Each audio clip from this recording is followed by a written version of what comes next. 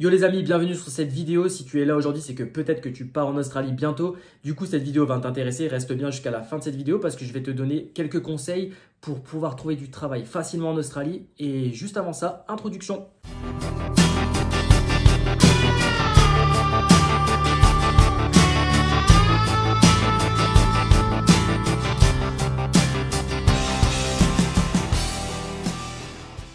Aujourd'hui, on va parler du marché du travail en Australie. Alors, si tu viens d'arriver en Australie ou si tu vas en Australie, tu vas arriver peut-être à Brisbane, à Perth, à Sydney, à Melbourne et tu vas te dire « Waouh, c'est génial, je veux rester ici toute ma vie ». Et c'est normal parce que c'est le ressenti que j'ai eu, c'est un pays magnifique, les gens sont super gentils, le marché du travail est vraiment important. Et les salaires peuvent être vraiment très intéressants. Et c'est pourquoi aujourd'hui, je vais te donner quelques conseils pour trouver du travail facilement et avoir plus de chances que les autres pour trouver du travail. Ce qu'il faut que tu te mettes en tête, c'est que la plupart des gens te diront « Ouais, moi j'ai trouvé du travail sur place sans parler anglais, nanana, nanana ». Donc c'est vrai, mais attention, moi je te conseille d'avoir quand même quelques bases parce que quand tu vas arriver en Australie, tu vas vite te rendre compte qu'il y a des jobs qui sont mieux payés que d'autres. Donc si tu maîtrises l'anglais, ce sera forcément plus facile pour toi de décrocher un meilleur job. C'est normal. Et du coup, le fait d'avoir quelques bases en anglais, ça va te permettre de sympathiser avec les gens, avec les Australiens. Parce que ce qu'il faut savoir, c'est qu'en Australie, ça marche beaucoup avec les relations sociales. Pour te donner un exemple, lors de notre voyage en Australie avec ma femme, lors de notre PVT, on a trouvé du travail très facilement. Donc même la première semaine, on a trouvé du travail. C'était du free picking, donc on était arrivé, donc nous on était dans la région du Nord-Pas-de-Calais, donc je te dis pas le temps. 1,50 m d'eau sur la route. Le toit de ce véhicule permet cette estimation. Voilà. Du coup, on est parti en hiver en plus de ça. Donc, on est parti, il faisait, il me semble, 7 degrés. On arrivait à l'époque dans le New South Wales et c'était à Forbes. On est arrivé, il faisait 40 degrés. 40 degrés à l'ombre. Il faisait vraiment très chaud. Donc nous, en fait, on était vraiment KO, on était fatigués, le soleil nous tuait, en plus on était en van. C'était vraiment à la galère. Mais ça ne nous a pas empêché de trouver du travail directement. Sauf que ce qui s'est passé, c'est que le problème, on a trouvé un travail dans le free picking. Donc pour ceux qui ne connaissent pas, c'est les vendanges. Donc c'est le travail le plus répandu en Australie. Et on n'a pas réussi à tenir déjà parce qu'il faisait beaucoup trop chaud. Et parce que c'était pas non plus super bien payé. On a voulu chercher la facilité parce qu'on voulait travailler directement pour rembourser nos frais de voyage, l'avion, l'achat du van, tout ça. Et du coup, bah forcément, quand on est arrivé sur place, on voulait travailler directement. Donc du coup, on a travaillé, on a fait une journée, on a compris que voilà, c'était pas fait pour nous, que déjà ça payait pas très bien et qu'en plus de ça, il faisait beaucoup trop chaud. Clairement, on n'arrivait pas à tenir la cadence, il faisait vraiment très chaud.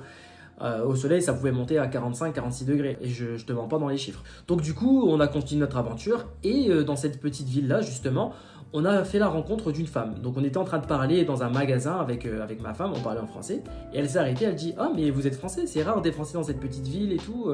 Et du coup, on a sympathisé avec cette dame qui était d'ailleurs très gentille. Et du coup, en sympathisant avec cette femme, on s'envoyait des messages régulièrement pour prendre de ses nouvelles, tout ça. On m'avait dit que les relations sociales, ça marchait énormément en Australie. Alors je me suis lancé et je lui ai dit bah voilà, est-ce que tu aurais du travail pour nous? Elle m'a dit bah écoute, j'ai pas de travail pour vous, par contre je connais un ami qui recherche du monde dans sa ferme. Et je lui ai dit bah ouais, bah on est motivé, on aimerait bien travailler. Et du coup en fait elle a envoyé un message directement à son ami qui nous a recontacté. Et du coup en fait c'est là qu'on a commencé notre premier travail vraiment intéressant et tout en étant proche de la population australienne. Donc c'était vraiment super parce qu'en fait on était apiculteurs. Donc pour ceux qui ne savent pas ce que c'est, apiculteur, c'est récolter le miel. Donc c'était vraiment un travail hors norme, c'est quelque chose que je ne ferais jamais en France, mais c'était vraiment une expérience géniale. C'était très bien payé, on était payé 20 € de l'heure, 20 ou 25 € de l'heure dans mes souvenirs, ouais je crois que c'était 20 ou 25 € de l'heure. Sauf que du coup en fait on avait accès au terrain parce que les maisons elles sont tellement immenses en Australie que c'est des terrains super grands. On pouvait se garer en fait et du coup le soir on dormait là, on pouvait aller se laver dans leur salle de bain et puis après on repartait travailler le lendemain.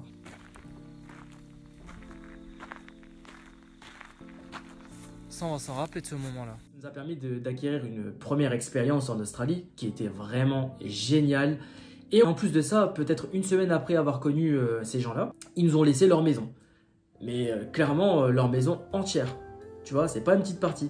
On avait le confort d'une maison parce que nous on était en van depuis le début, donc on regardait Game of Thrones à cette époque-là. Et on était sur PC, on était là, on était en train de regarder Game of Thrones. Et d'un coup tu te retrouves dans un salon, tu peux repasser des week-ends. Bah, c'était génial, tu vois. On avait l'impression, je me disais, bah, ça y est, c'est bon, on est au cinéma, on veut quoi de plus. Donc c'était vraiment génial et c'était vraiment une très très belle expérience. Malheureusement après il n'y avait plus de travail pour nous. Du coup, comme je te disais, ça marche beaucoup avec les relations sociales. Et il nous a recommandé à l'un de ses amis, il a appelé son ami devant nous, il a dit bah voilà j'ai 2 jeunes qui sont motivés, qui sont super gentils, travailleurs et tout, est-ce que tu aurais du travail pour eux? En fait lui il avait une plus grande ferme, tu vois, c'était vraiment une ferme immense, mais vraiment quand je te dis immense, c'était vraiment immense. Et du coup il dit ah bah ça tombe bien parce que justement je recherche deux personnes pour travailler dans ma ferme, ils peuvent commencer quand? Et nous on leur dit bah s'ils veulent on peut arriver dès demain. Et il dit bah c'est bon vas-y dis-leur de venir demain. Donc du coup on arrive le lendemain, tout ça, plein de motivation, on rencontre son ami du coup et sa femme parlait français, c'était une américaine qui a vécu en France, qui était super gentille et qui du coup parlait un peu français. On a rencontré ces gens, on a sympathisé avec eux et là c'était vraiment le must. Donc on n'était pas super bien payé, on était payé 15 ou 17 euros de l'heure, donc c'était correct, mais c'est juste qu'en fait on avait un appartement carrément dans la ferme, avec une Xbox, avec la télé, on avait accès à internet, on avait une super belle salle de bain, c'était vraiment génial. Et moi mon travail c'était quoi? C'était guider un troupeau de vaches. Donc vraiment c'était cool de guider un troupeau de vaches mais en quad. Donc du coup j'avais le quad, je partais le matin et puis je guidais mon troupeau de vaches tranquille toute la journée. Et après j'avais aussi une petite mission de mettre du désherbant pour les mauvaises herbes, du coup passer tout au long de la ferme, mais c'était vraiment, c'est des fermes immenses, hein, ça faisait je sais pas combien de kilomètres de long, hein. Ça se comptait en kilomètres de long et de large, on devait être au moins pas loin de 15 km de long, hein, sans mentir, c'était vraiment très grand. C'était vraiment une super expérience. Cynthia, ma femme, elle était jardinière, donc justement l'américaine, donc la femme du fermier chez qui on travaillait. Elle adorait la méditation, donc tous les matins ils faisaient des séances de méditation ensemble.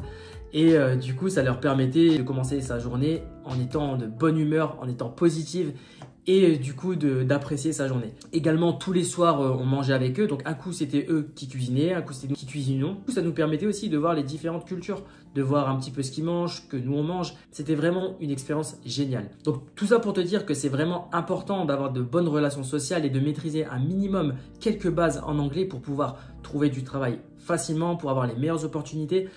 C'est vrai que nous, quand on parlait avec certains Français ou d'autres personnes, ils nous disaient qu'ils avaient du mal à trouver du travail parce que déjà, ils ne parlaient pas très bien anglais. Ils avaient aussi quelques problèmes à se sociabiliser. Ils ne parlaient pas forcément avec les gens. Ils restaient beaucoup entre eux, entre Français ou entre Allemands. Donc du coup, forcément, ça t'ouvre pas beaucoup de portes quand c'est comme ça. Nous, on était plus dans le mood de je pars en Australie.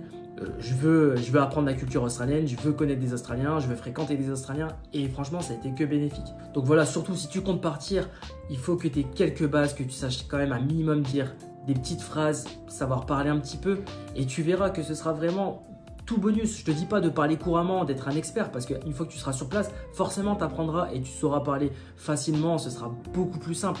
Mais avoir un minimum de base, ça reste quand même très important en Australie. Parce que l'Australie, ça marche beaucoup au bouche à oreille. Donc, comme je te disais, quand tu connais quelqu'un, il va connaître quelqu'un qui va t'envoyer vers quelqu'un. Et même si lui n'a pas de travail pour toi, il va forcément t'aider en fait. Il va forcément te dire, bah écoute, moi je connais un tel ou telle personne. Ou alors, va dans ce coin-là et tu verras, il y a plus de travail là-bas en ce moment. Après, je dis pas que c'est pas parce que tu ne maîtrises pas l'anglais que tu ne trouveras pas de travail. Tu trouveras du travail, il n'y a pas de souci parce qu'il y a un manque de main-d'œuvre en Australie. Mais ce que je veux dire par là, c'est que forcément, tu auras des jobs qui seront peut-être moins bien payés, qui seront moins bien et humainement parlant, ce ne sera pas la même expérience, tu vois, tu n'auras pas ce rapport de partage avec les autres.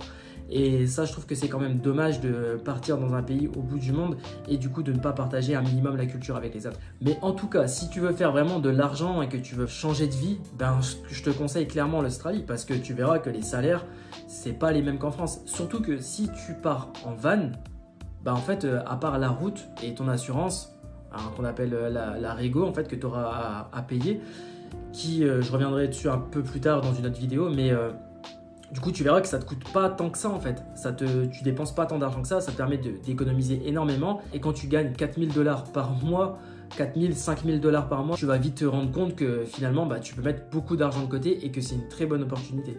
Donc voilà, en tout cas, j'espère que tout ça, ça t'aura bien aidé. Si cette vidéo t'a plu, je t'invite à t'abonner à ma chaîne, ça me ferait vraiment plaisir. Je partagerai d'autres vidéos, d'autres astuces, d'autres choses sur le voyage. Je te donnerai même des petits conseils, des applications pour apprendre l'anglais. Donc ce sera vraiment un plaisir de partager tout ça avec toi. Et du coup, je te dis à bientôt pour d'autres vidéos. Ciao, ciao!